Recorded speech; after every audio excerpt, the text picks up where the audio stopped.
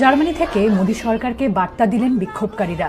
Please stop controlling media. Everyone is on social media. Everyone sees what's happening for real. দরকার পড়লে পরে অবশ্যই আমরা আবার এই ধরনের পদক্ষেপ নেব, যদি দরকার পড়ে। আই হোপ নট, যেন না পড়ে। দেশের গণ্ডি পেরিয়ে ভারতের জেনজি প্রজন্মের ককরোচ আন্দোলনের আঁচ এবার পশ্চিমা বিশ্বে। যুক্তরাজ্য, আমেরিকা, কানাডা, নেদারল্যান্ডস, আয়ারল্যান্ডে আয়োজিত হয়েছে সংহতি প্রতিবাদ। জার্মানিও পিছিয়ে নেই। জার্মানির পূর্বে বার্লিন ও পশ্চিমের শহর কোলোনেও পথে নেমেছেন প্রবাসী ভারতীয়রা। এই মুহূর্তে আমি রয়েছি জার্মানির কোলোন ডোম বা গির্জার সামনে। প্রায় 800 বছর পুরনো এই গির্জার সামনে এই মুহূর্তে জড়ো হয়েছেন অনেক তরুণ প্রজন্মের মানুষ। ভারতের চলমান ছাত্র আন্দোলনের প্রতি সংহতি জানিয়ে জড়ো হয়েছেন তারা। তাদের দাবি কি?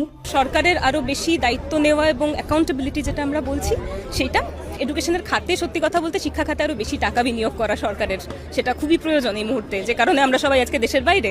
ভারতে